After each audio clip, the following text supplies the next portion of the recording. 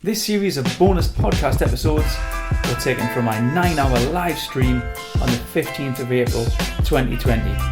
I interviewed 16 speakers back to back whilst on lockdown from the coronavirus pandemic, and I thought I would edit them just for you.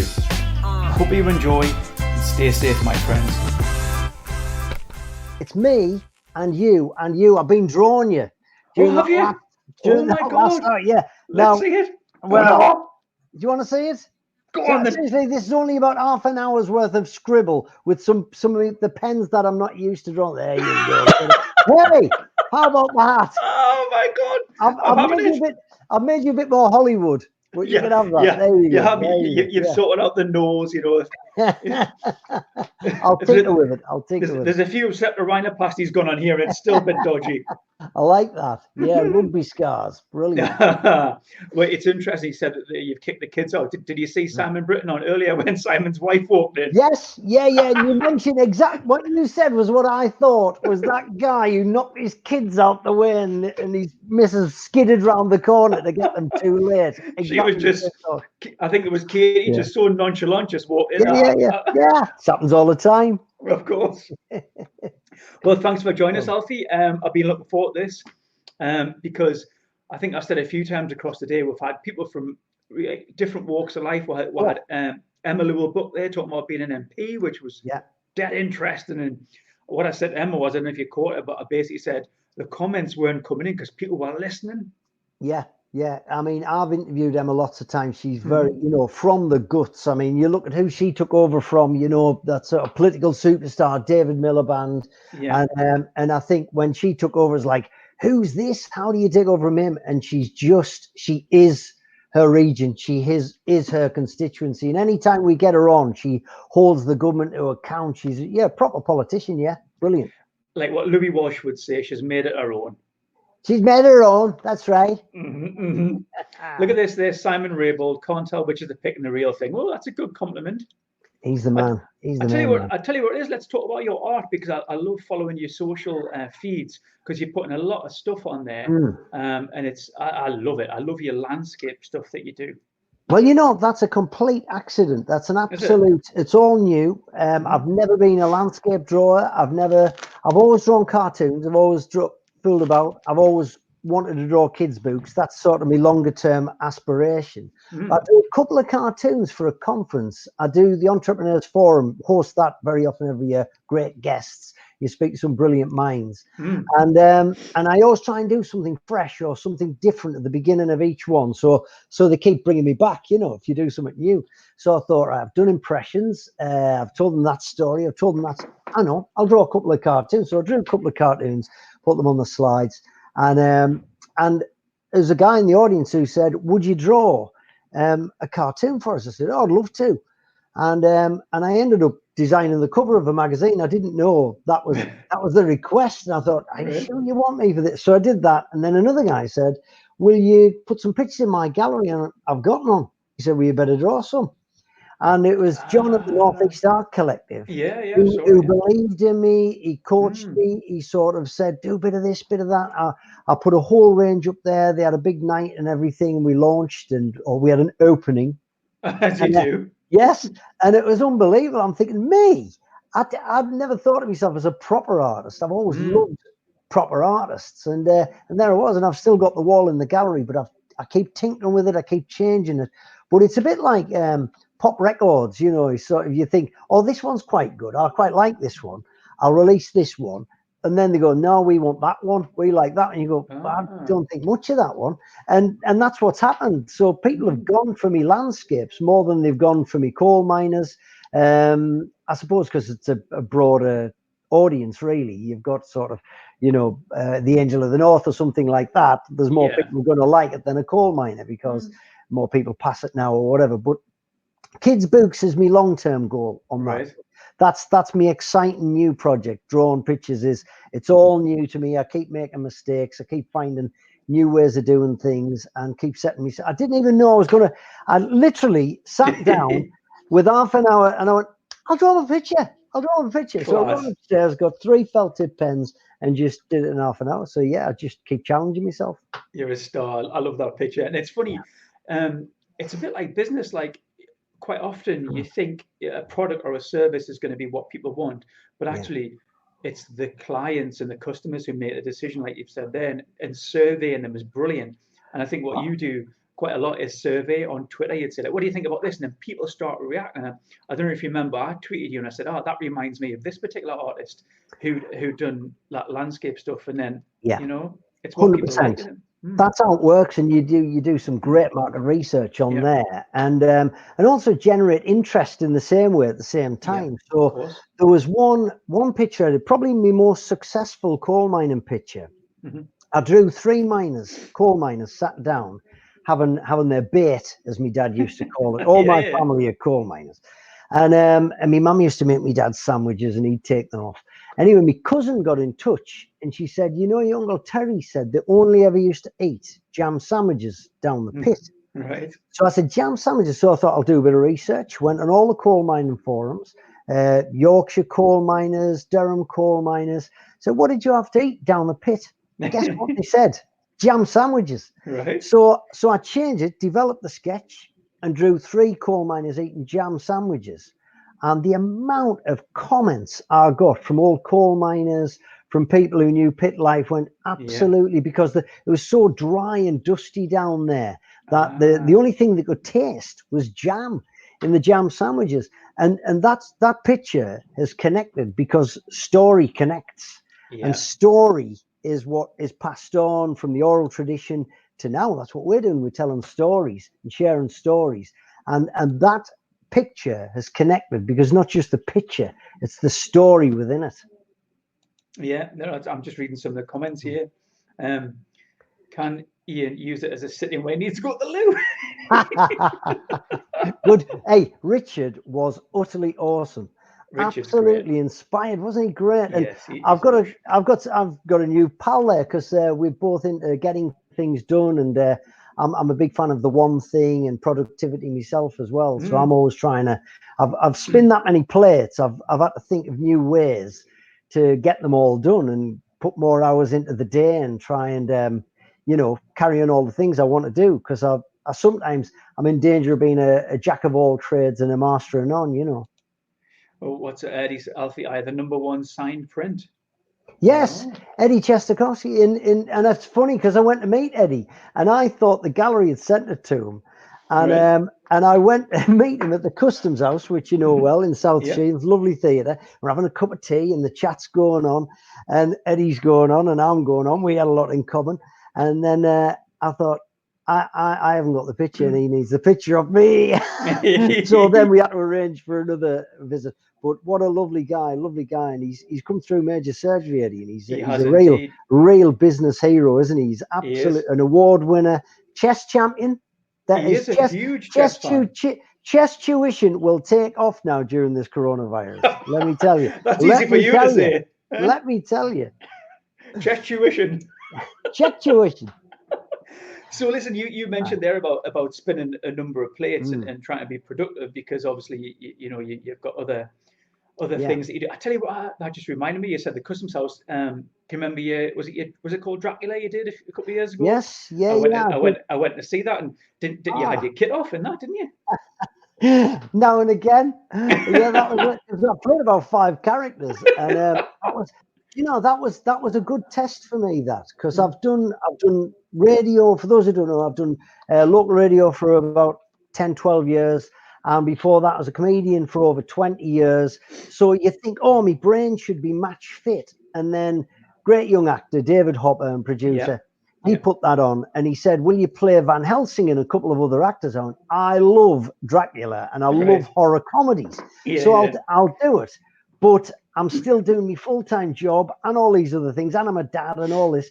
And he said, it'll be a breeze. You'll be great. I get the script. It was a 70-page script that I had to learn it was weeks, and I had no time. I had no time to learn it because I get up really early to go to the radio. So what I did was I had to build it into my day. So I thought, instead of cycling to work, I'll walk to work and put the headphones on and repeat the script, because I think repetition is the only way for me to get that into my head, because I hadn't used that muscle in me. It's a muscle memory thing, and I thought I haven't used that for a long time, because with radio and with stand-up, there's a lot of improv going on, and there's a lot of sort of call and response stuff going on. Reacting. Whereas, but with a script, you've got to know the words, because you're feeding the other performers.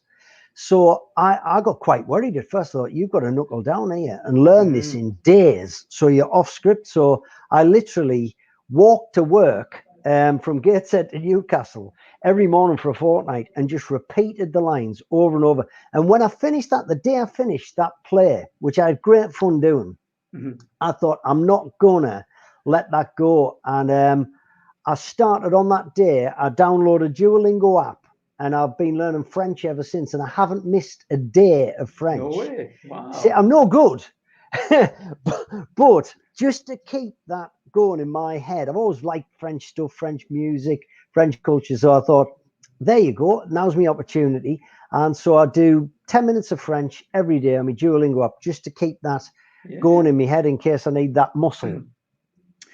Speaking about muscle, obviously, when you're walking from Gateshead to Newcastle, you must have took dumbbells with you, because when you had your kit off in that play, you looked hench, absolute buff. Hey, keep talking. I do keep fit. I do try and keep fit. When I started the radio show, I remember I used to do the afternoon show when I started, and I thought, ooh, this is a weird time, like we're on now, and how you must be feeling right now, and you have that afternoon slump. No speaker likes giving a speech now, and if ever I'm asked to give a talk, it's always now.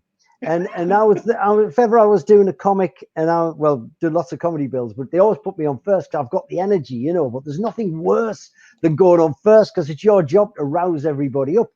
So I know what it's like going on about now, because I used to do the afternoon show, and I used to eat loads of chocolate to rev myself up and give myself a sugar rush, and I thought, that's not good for you. So I stopped the chocolate. I haven't eaten chocolate since. And then I broke me duck on eating chocolate once. I'll tell you how. It's a good story, this. I was interviewing on stage Angus Thirlwall, who interviewed I was interviewing at the Entrepreneurs Forum, and he invented Hotel Chocolat. Oh, yes. Yeah, great guy. Do you know who his dad was? No idea. Question. Mr. Whippy. Mr. Whippy. What? Seriously? Yeah, bizarrely, yeah. And Mr. Whippy was a conglomeration of people, one of which was Margaret Thatcher. She was one of the chemists who invented the formula for Whippy ice cream. And then Mr. Whippy, this is all true, and then Mr. Whippy begat Angus Thirlwall, who invented Hotel Chocolat. And he was given this talk, and then I had to interview him after the talk to all the Northeast business leaders. And I thought it would make a brilliant moment if I broke my chocolate. I hadn't eaten chocolate for 10 years, none of it. And so I'm interviewing a guy whose passion is chocolate. He absolutely lives by. He has it with his savoury. He grates chocolate on his fried egg in the morning. So he loves it that much. And he says it's brilliant, but you've got to get the right chocolate. He said, you only don't like chocolate if you've been eating the wrong chocolate. So I said, I'm prepared to break me duck if you show me how to taste it properly, because I think you're like a wine connoisseur with chocolate, and you can explain to me how to eat it. So he said, I'd love to. And this worked brilliantly, not like I'd intended or even expected, but the whole room got their free goodie bag, starting to get the chocolate out. And they all, I thought, oh, there's a mass chocolate tasting going on here. He said, okay, break the chocolate. And you heard this click in the room, just this click. And he said, that's the sound chocolate should make. Cheap chocolate doesn't make that sound. It did sound lovely. He said, place a piece on your tongue. He said, don't eat it, don't chew it, just let it sit there. And I've got chocolate on my tongue for the first time in 10 years. I'm like Pavlov's dogs have got slabber coming down. Oh. He went, that's the endorphins rushing through your body. You can't wait now, can you? He said, okay, press it against the roof of your mouth and just feel it start to melt and feel the taste on your taste buds. So, And he went, okay, quickly breathe in through your nose. And I went, and I got this rush, this smell of heavenly chocolate, proper chocolate, not like a Boost bar or something like that. This was nuts and bolts chocolate. And he went, now eat it. And the whole room went, mmm. And it was just one of them great moments, you know, I'll never forget that. And have you kept it going? No, I stopped. That was it. Oh, it wasn't that good, was it? Well, I took some home for the kids, and they're chocolate snobs now. They only want to eat hotel chocolate. I went, no, you'll have a Boost bar like everybody else. Other bars are available, obviously. Yes. So listen, we're talking about spinning plates and stuff. Wind it right back. Did you go to a seminary, Alfie? Yes. I trained to be a priest. A priest. I wanted to be a priest from the age of 7. And just a coal miner's son. My first home was Thornley Worker Men's Club, old, you know, spit and sawdust social club at east of County Durham. My dad was a coal miner, and yeah, but I grew up. It's a bit like the Billy Elliot story. I grew up wanting to train to be a priest, and my mum and dad weren't religious at all. They thought it was a bit weird. And you imagine the miners' strike sort of raging and everything, and off I went to train to be a priest. And I was miles away from home, and I absolutely loved it. Thought that's all I would ever do, and trained right up to point of ordination. Was that Usher? Or? Yeah, well, I was at Apollon and then Usher. I was at Usher for 5 years, and I was on the cusp of. And by this stage, my dad had died, but my mum had come round to it, and she'd become Catholic because she wanted a piece of the action. And so basically the family had sort of thought, well, that's all he's ever going to do now. He's going to try to be a priest. That's all he said he's wanted to do for 10 years. And then I got to the point of ordination, thought I'm leaving to become a monk, because I'd become enamored with this religious order who used to live in a wing in the seminary, and I used to do lots of summer camps with them, and they always looked after poor kids, street kids and stuff. I loved the work they did. So I sort of ran off to join the monastery, and that was weird, and my family did find that quite upsetting because it's quite strict. I wasn't allowed home, and you know, I was away from home for at least a year where you weren't allowed home at all. You had very limited contact with the outside world and stuff like that, foul poverty. And then I did that for about 5 years, and while funny, yeah, well, that's 15 years in total in religious life. And then I got to about 30, and they said, what do you want to do, the order? Because I'd been a school chaplain in Liverpool, and they sent me to the monastery in Battersea, and I started a drama degree to teach drama in our schools, because we ran schools all over the place, and we were a missionary order all over the world. And off I went to do this drama degree, and we did a module in stand-up comedy, and it blew my mind. Did it? And I thought, wow, this is it. This feels more like a vocation. Yeah. But lads like me didn't do comedy. You know, where I was from, that was like, dreamer, who do you think you are? Stand up, no chance. And I spoke to my mate this morning, funny enough, Stuart, and he asked me to be his best man in Liverpool. Now, Stuart, he was a teacher in the school where I've been chaplain. His uncle was Eddie Braben. Do you know who Eddie Braben is or was? He was the writer for Morecambe and Wise. And he wrote everything Morecambe and Wise, every joke you can remember Morecambe and Wise doing, he wrote for them. He was a genius writer. He was the and in Morecambe and Wise. You'll never sell ice creams going at that speed. He wrote that. He wrote every joke you can think of that Morecambe and Wise did. He wrote them. He's brilliant. Anyway, he's Stuart's uncle. And Stuart says, Uncle Eddie's going to be at the wedding. He said, but Uncle Eddie, just to let you know, doesn't laugh. I said, he's going to laugh today. I've got to make Eddie Braben, Morecambe and Wise were heroes of mine growing up, you know. And I'd always loved comedy. And so I thought, right, I'm going to chuck everything in this speech. So I did Best Man Speech, the musical. I had hats, wigs, I had voices, I had cassettes playing backing tracks. I went to town on it. I thought, I'm going to make Eddie Braben laugh. I didn't care about Stuart and Jane. I wanted to make Eddie Braben laugh. And Eddie Braben led a standing ovation.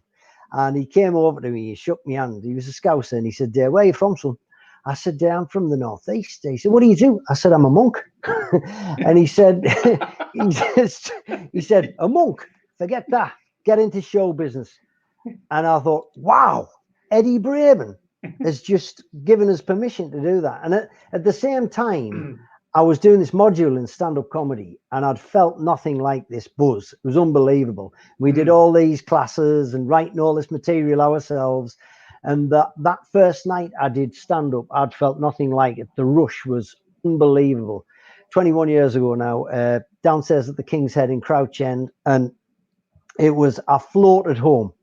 And all the other students went off to a big party and said, "Are you coming?" I went, "No, I'm just walking back." And I went back to the monastery and I said, I just love stand up. And Father John, who was the rector, said, "I think you've made your mind up." And they were very supportive, and they helped me leave. Maybe they wanted rid of us, but they but they were very good, and they sort of supported me financially, and I got out there. But it took a while, and it took a long time to get used to it, because I can imagine. it was like leaving the army or prison or something. I was so institutionalized. 15 years of getting up really early, meditating, mass, all that sort of stuff. God here, there, and everywhere, and it was just, that's all I'd ever done. And then suddenly I was in this loud, noisy world of students and drinking and debauchery. I hadn't been 18 or 21, so I went crazy for about 4 years, and then settled into stand-up comedy, and took it really seriously, and that sort of led to the next bits. Oh, you don't mind us asking, but is that still part of your life, Alfie? You know, you talk about the God every day and that, and is it still around? Do you know, I didn't think of it, Ian, because I sometimes think, if I think about it too much and think, "Oh, all that was rubbish," would I think all that was a waste of time? Of course it wasn't, because I worked in hospitals, I worked in prisons, in hospices. I met all kinds of people in all sorts of different situations, which is all sort of fed what I do now. On local radio, I'll be interviewing someone, and I can talk to someone. Someone can text in a phone and go, "Why, prisons is like a holiday camp." I'll go, "Well, they're not, because I've been in two for 2 years. I spent a year in Franklin and a year in Durham, and they're not like holiday camps." So I had all these experiences that I would never have had in any other walk of life, that were incredible. Schools, hospitals, incredible. Wow. Listen, before you go, we've got a few minutes, and Suki's just put something on here, and what she said was she loved your TEDx talk, which I think was called Changing Lanes. Am I right? It was, yeah, because I changed jobs. Suki, that's very kind. Thank you very much. I did a TEDx talk, because I thought, if I've got any expertise, it is, I've changed jobs lots and lots of times. And, and it is hard, and it's sometimes hard to leap and hard to make that decision, but sometimes you have to. And it is weird telling your story sometimes, and sometimes people don't like to show the medals, and it's not very British to sort of show off. But I'll finish with a story if I can. Go for it. I don't think I've ever told this story before. And it was when I was in seminary, and this priest said, he was the vice rector of Usher College, Marnie Cunningham, big Irishman, hearty laugh, really good laugh. And he says to me and another lad, he said, "Yeah, I've got tickets for the rugby. We'll drive up to Scotland. You fancy that?" So Scotland, France. So we couldn't believe it. We went, "Oh, I'd love to." Yeah, so we go up to France. To Scotland, Merrifield. And we see this Five Nations, as it was then, rugby match. And at half time, we're in hospitality. And we're getting all this nice treatment and everything. And everybody's going, "So you know Marnie? How do you know Marnie?" We're going, "Oh, we're students of his. We're priest students. And how do you know Marnie?" We went, "Marnie, he's a rugby player. He used to be a rugby player. Well, he's a priest. When was he a rugby player?" And he said he played for Ireland. I said, "Which Ireland?" They went, "Like Ireland." I went, "Ireland?" Anyway, we get back in the car, enjoy the match, and I said, "Father Marnie, you played for Ireland?" And he said, he sort of brushed it off. And I said, "Well, I couldn't get it out of him." So anyway, I went to his room one night for a cuppa, and I says, "Tell us more about playing for Ireland." He went, "Oh, you don't like the mad, big, blustery Irish accent. I don't like to brag and all this sort of stuff, you know." And he'd brush it off, and I went, "No, you're going to tell us about playing for Ireland." And he played for Ireland till he was 23. And I said, "Have you got any pictures of this?" And he went, "Oh, I've got one or two, but I never get them out." I said, "Get them out now." So he goes to this cupboard, right at the back of this cupboard, and he gets these pictures out and he dusts them off. And honestly, they were beautiful, unbelievable, black and white pictures of him getting the ball from another hunk, highing the ball at him, mid tackle. Great photograph. And Marnie's just about to catch the ball and go on to get a try. And behind him, you can just, when old grounds were over capacity, clearly. It looked fantastic. And you've got tens of thousands of people cheering him on at Lansdowne Road. And he'd never mentioned that. And I thought, how sad is that? And I said, put them pictures up. And he said, I can't. I'm uncomfortable with that. Come on now. I don't want to do it. I want to see them pictures on your wall next time I come here. And we had a mass about a week later or whatever, and he got the pictures out and he showed everyone and he preached about it for the first time. Did he? And it was so moving. And the next time I went to his room, they were above the fireplace. Good man. On his mantelpiece. And I've been guilty of that, not sharing my medals or, talking about my achievements. You sometimes get a bit embarrassed, but what's the point in doing anything unless you talk about or share your stories? And that for me is a great lesson. I thought you were going to say you've been guilty of putting hunks on your wall before. Putting what on my wall? Hunks. Hey, there's the hunk. Look at that. Look at that. Beautiful. There he is. I can't wait for that to adorn my wall. Hey, listen, speaking about hunks, why don't I throw this guy in? Right, okay. Why don't I throw him in and he can talk about hunks? Hulk, maybe, not hunk. Right. Do you lads know each other? No, but I've listened to Simon's podcast with you, which was excellent, a great listen. And then I went listening to Simon's podcast because of you, Ian. Well, look at that. I listened to, like Suki, I listened in on your TEDx, Alfie. It was great. Absolutely great. Cheers. Can you guys hold the fort while I just pay a visit? Yeah.